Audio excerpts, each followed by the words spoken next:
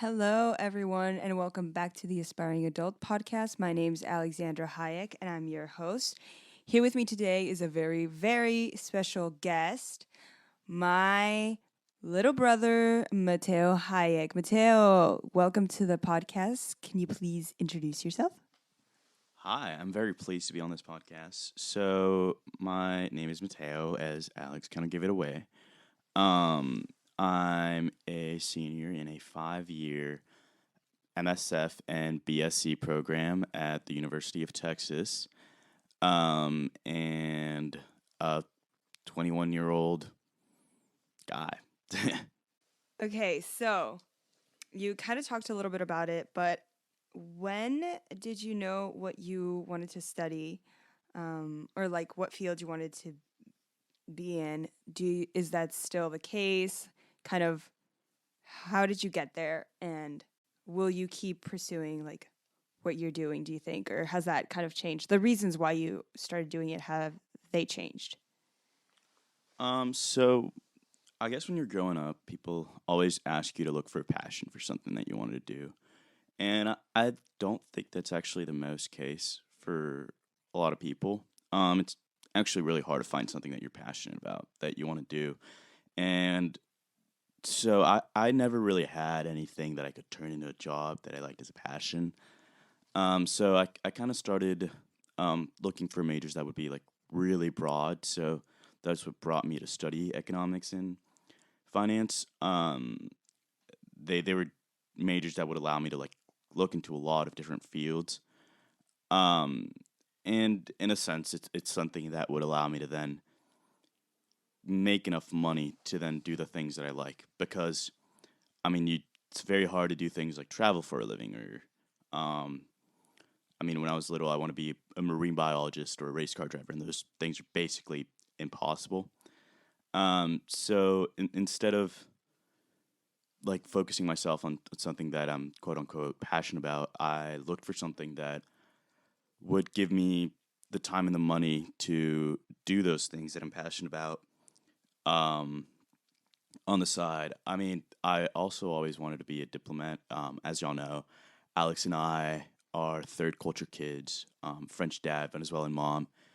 Grew up in the U.S. Since we were very little.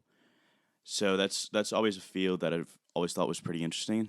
But maybe later in life, look into that. But yeah, for now, probably I'd like to go into financial consulting for ESG firms. I think that that's like, I definitely agree with what you're saying. Like, a lot of people will tell you to find something that you're passionate about, um, and do it. And that may not be the case for a lot of people. Actually, I think most people. And that's totally fine. Like, I know that a lot of my friends too, like they're more so interested. Like, obviously you want to like your job, but you can like your job not necessarily for what you're doing, but what it provides for you. My next question is, who has inspired you? Um, I I tend to look around me and look at the people around me, and they really give me um, inspiration for what I'm doing with my life. So I wanted to know who you, Mateo, are inspired by. Yeah. Well, I think the main people that I've been inspired by are obviously my family. Um, uh, Generally, what really drives me is looking at people around me that have faced adversity. Um, like my sister, the host of this podcast, growing up with multiple chronic illnesses, still making excellent grades, graduating with honors in college, despite being in and out of hospitals throughout the 4 years and facing so many problems, yet still trying to make the most of it. Same thing with my grandparents. My grandma, she um, grew up as a single mother with 6 kids, still managed to be the dean of the university she taught at. My grandpa moved to France from Lebanon when he was 18. Um, Made a great living as a doctor. Uh, and both my parents, I mean, uprooting our entire family. to the U.S. when Alex and I were 6 and 7, and becoming very successful. On top of that, I think that there are some of my friends that also inspire me a lot. Like my friend Tyler, that's worked 3 years at the Capitol, and faced adversity growing up and in college, as well as my friend Faith, who has worked 2 full-time jobs, is a full-time student, uh, and has like a 3.8. That is so impressive. On top of that, I think the other personality trait that really drives me are people that are perfectionist, and I see that in my mom a lot, who has always strived to make things as picture perfect as possible. It does have its limitations as skill, but I do think it's a great thing. I see that in one of my friends, Blake, who is discontent with a 3.98 because he always wants everything to be perfect. And I do think it's a great thing to look at things and be perfectionist, but to some extent, it can be harmful at one point.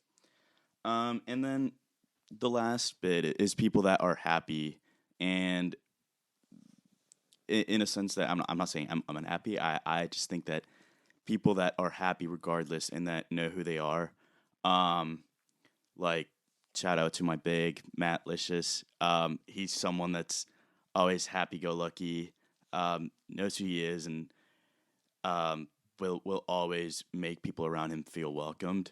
Another one of my friends, Matt Chase, great dude, also like that, will always make everyone feel so welcomed and so happy. Um, but yeah, those are the three main traits that really inspire me from people. Um, Facing adversity, really trying to make everything as good as possible, and being welcoming and a happy person in general. That's Thanks for including me in that. That was an amazing answer. I think that those are great qualities, and I really like the last one where it's, you know, it's hard to do, but in some ways, I mean, obviously you can have a lot of adversity in your life, and you can have a lot of obstacles, and you can't go around negative emotions, but I think that overall you can choose to be happy, and I think that you saying that people who are like that inspire you um is a great thing to have. Um so you talked a little bit about all of your friends from college, very interesting characters. But what is the thing that has most surprised you about this stage of your life? And how does that compare to how you imagined yourself at this age when you were younger? So I do believe that what's most surprised me is how much I've learned in such a short period of time.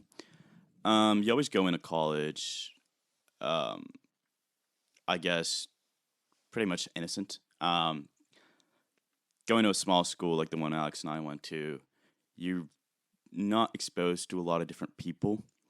So going into a huge school like the University of Texas while being away from my parents, it was really, um, I would say, eye opening. Um, so learning a lot on how to navigate people, I think, was like my biggest thing, and learning to mature, um, learning to, in some sense, not really rely on people and being yourself.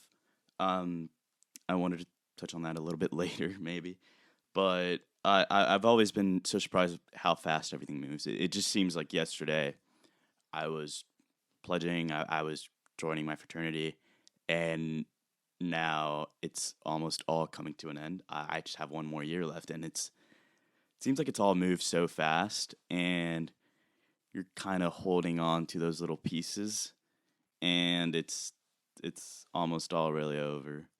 But it's still something that I look forward to, like the next stage in life.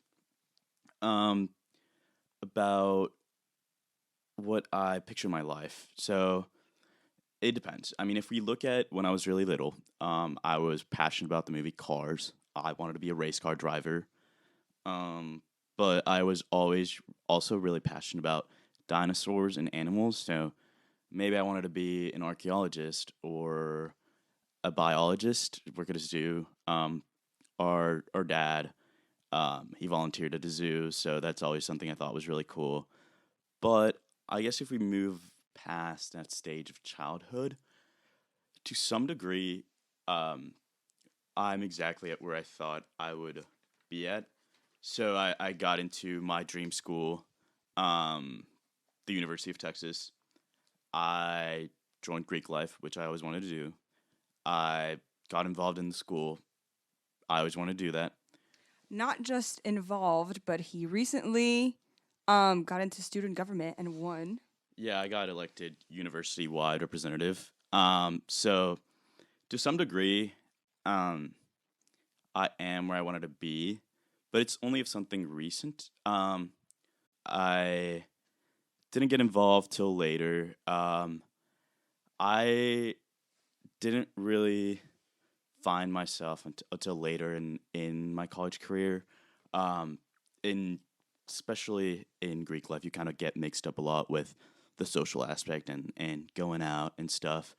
And you can kind of get carried on, which to some degree I really loved, like being in a fraternity and having rapid access to meeting so many different people. And to a lot of people, it doesn't hinder that aspect of getting involved in school. To me, especially coming from like a small school, it was like a huge thing of like meeting so many different people. So I think that to some degree, if there was one thing I could change looking back on it, would be to get involved in student government a little bit earlier, be a little bit less lazy. And I guess in some degree, it's all been like I've wanted it to be. But in another aspect, when you look at like the school that you've always wanted to go to, it's not always going to be perfect. So I last semester, after I realized that it was all really coming to a close, I kind of had like a little bit of maybe an epiphany, I would say, but it kind of all like starts winding down, and you kind of realize that maybe it wasn't all that you made it out to be. And at first, I really struggled with it. I mean, I didn't go on spring break every year, or I didn't do this and that. And I had this idea about UT, and maybe it wasn't, I didn't do all that I wanted it to be, but it's still been great. I've still loved it. But yeah, I mean, there's some things that I do regret. Sometimes I also kind of don't love that aspect of UT that's very competitive and that people are. Um, it can seem a little bit elitist to some degree. At the end of the day, I'm still at my dream school. I've made friends. You're gonna be a lot happier in college when you don't um, try to, I guess, be someone else and try to like. In some degrees, college also has that aspect of high school where like some people can be seen as like cooler, and some people get stuck in that like social status or like trying to like s- and social climb, I guess. But and uh, those people will graduate, and when they graduate, they'll realize that all they did during those 4 years was trying to be friends with people that didn't want to be friends with them, and that all that status and all that air does not matter once you graduate college. So I think the best piece of advice that I can give to anyone that's going into college is really to be yourself and to be friends with the people that appreciate you for who you are and not the people that you think are what will benefit you the most socially. So despite all the good times that you're gonna have and all the going out and stuff, the people that are really gonna be your friends aren't the ones that will only be there when you're out or when you're having a good time. You kind of have to look back and see like, okay, who's actually my friend and who is it just someone that I've like, you know, that I see at parties and that I talk to, because it's really easy to get caught up in a lot of that social scene. But it's not to like say that it's a bad thing. I'm What I just wanted to say is it's easy to get caught up, and it's not. It's it's it's like it's not Greek life in general. It's the school in general that's like very divided. It's very elitist. People are very competitive, whether it's grades, whether it's social scene, whether it's even where you're from. That's something that people need to completely forget about, and that's not something that's like a healthy mindset at all in general. Um, so I do think that that's what I kind of meant when you need to remove yourself from that sort of elitism and competitiveness of the school.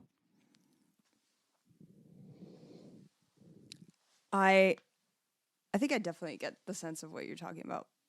Well, UT is pretty much the school where everybody, I mean, most people want to go to, I would say, in Texas.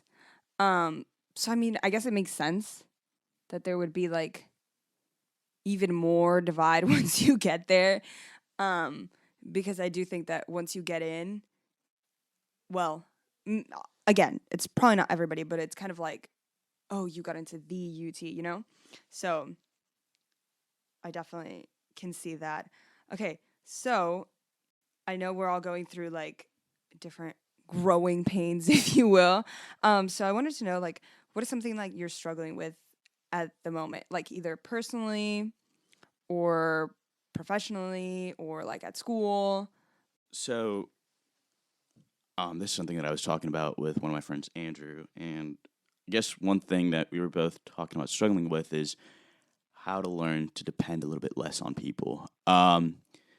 It's easy to like think, okay, like these people are just gonna by chance like, I don't know, include me in some like big thing, or like for bigger things, like I don't know, like off the top of my head, like spring break or like living situations.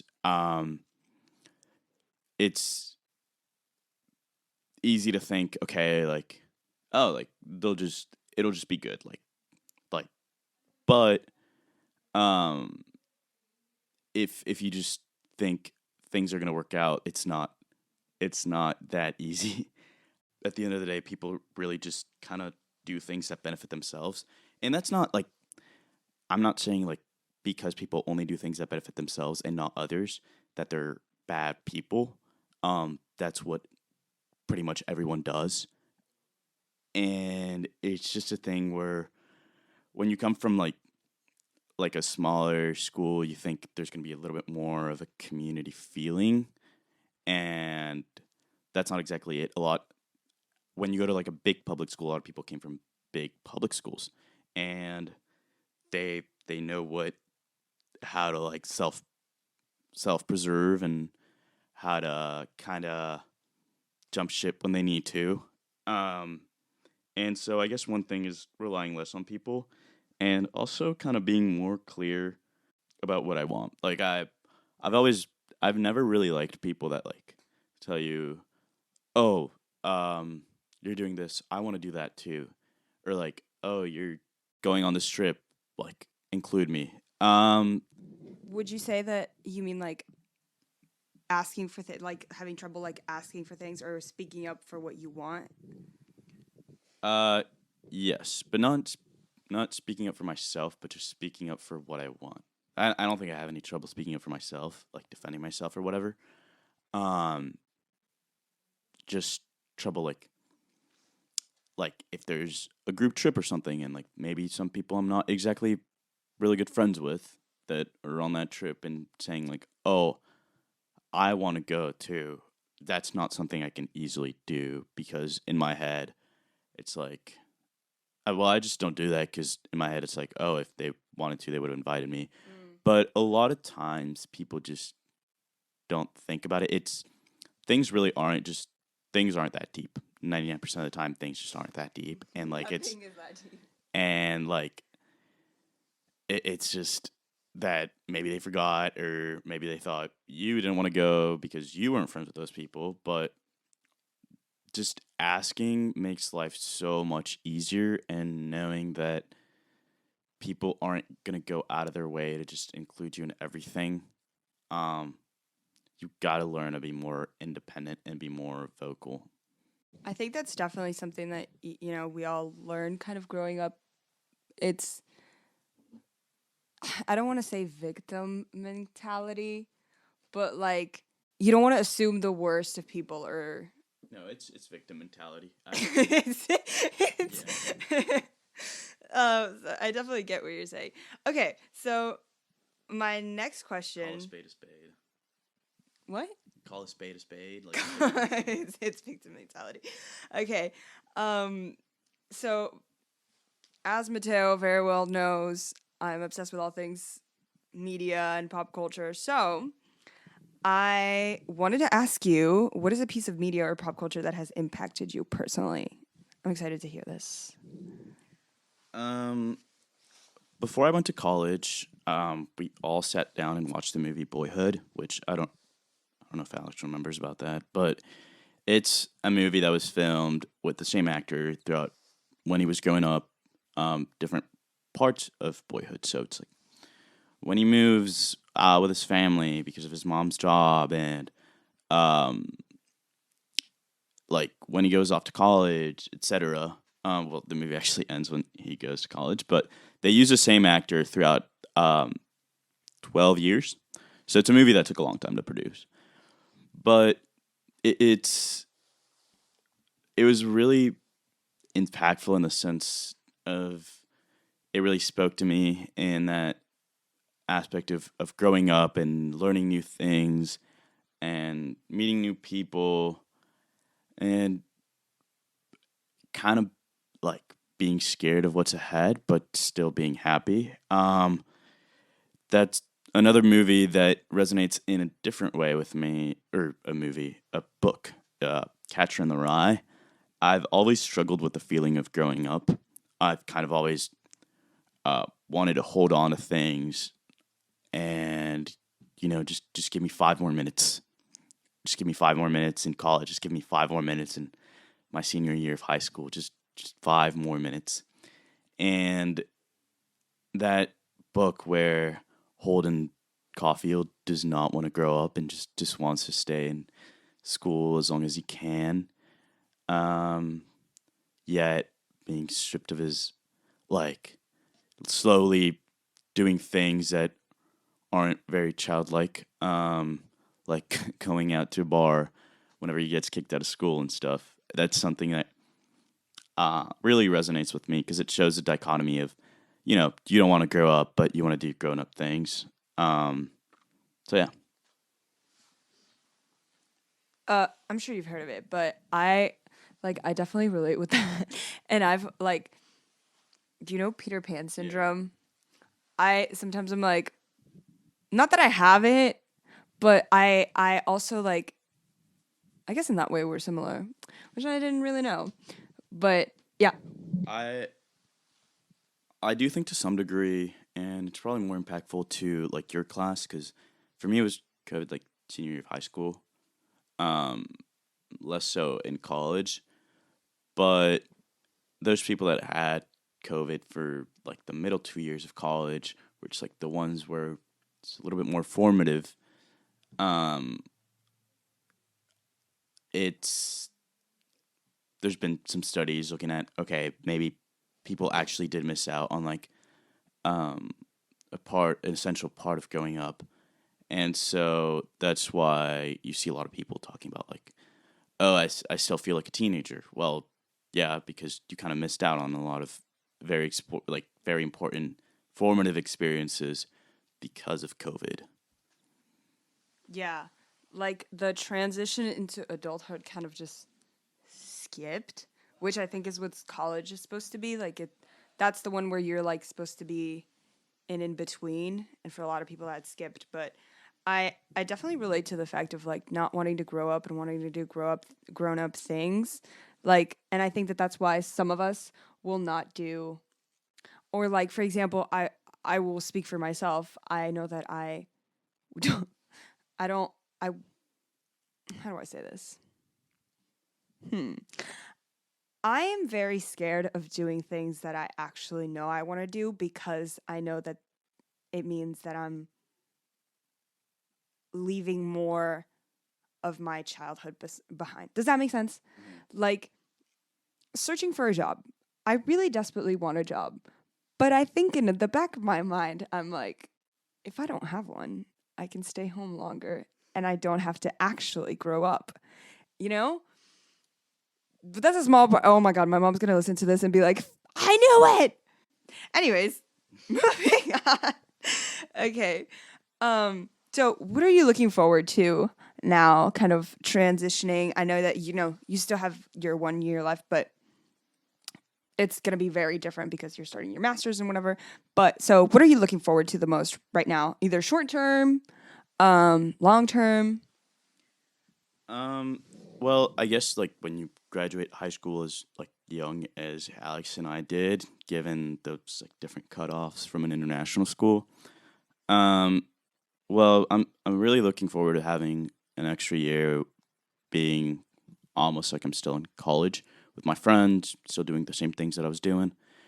And just having that year to like, well, look very good in my resume and very good for job offers, but also having that one more year that turns me more into like an adult. Um, and I guess I'm kind of excited to see like where life takes me. Um, Looking at people that have graduated from UT and kind of end up a bit everywhere, I kind of want to see, all right, now it's my turn. I want to see where I go.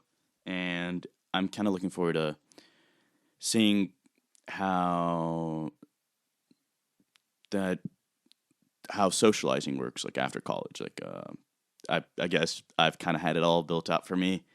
In high school, it was the same people since like uh, the second grade, um, and then in college, joining Greek life, it's all structured.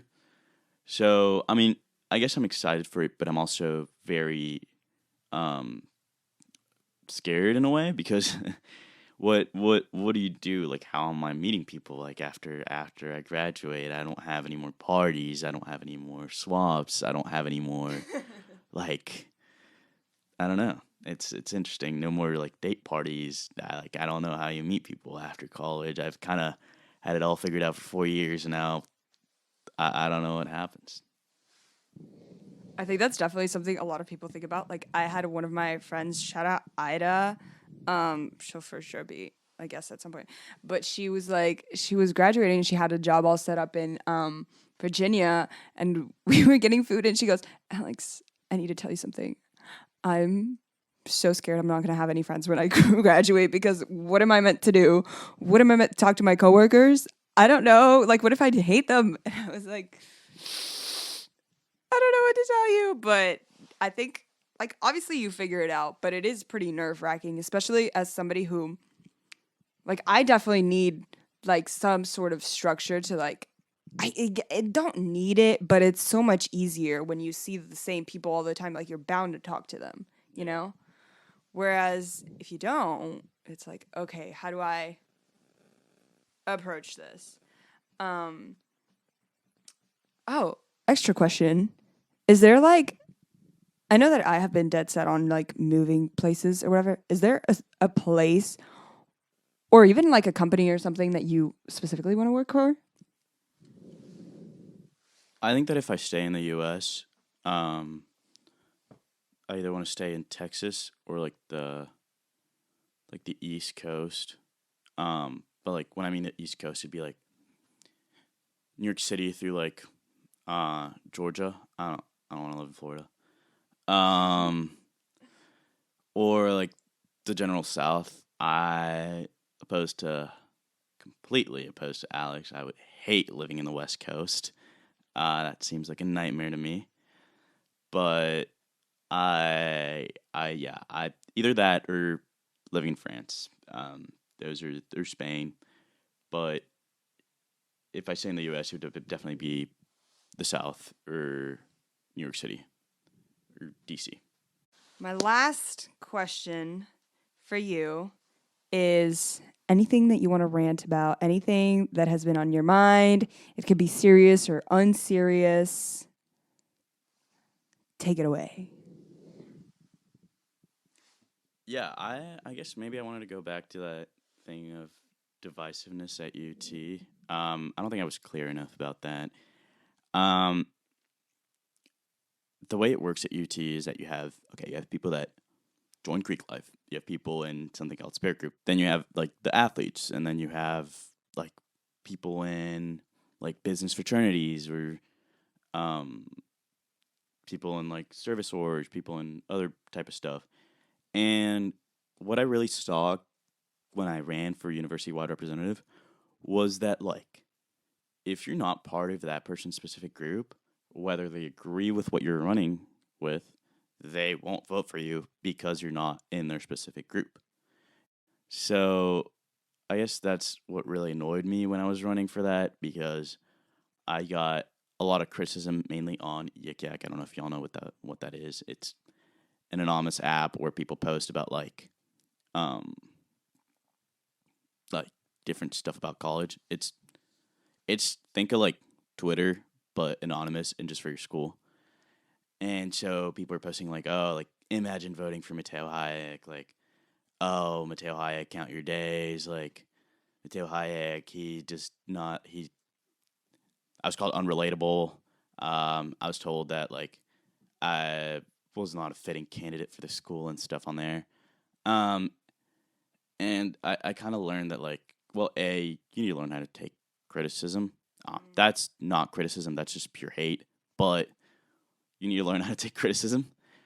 And also just kind of learning that people that do that sort of stuff are just sad people that don't really have way too much time in their hands. So they need to get a job. And then also learning that like you kind of need to know who you are before doing any sort of thing like putting yourself out there.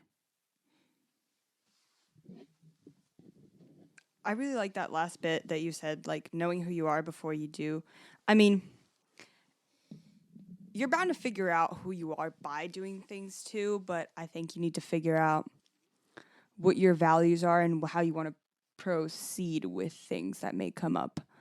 Thank you so much, Matteo, for coming on my podcast. It was a pleasure to have you, my little brother. It's a pleasure to be here. Oh, okay. All right. Thanks, Guy, for what? Okay. Thank you guys for tuning in, and I'll see you guys on the next one.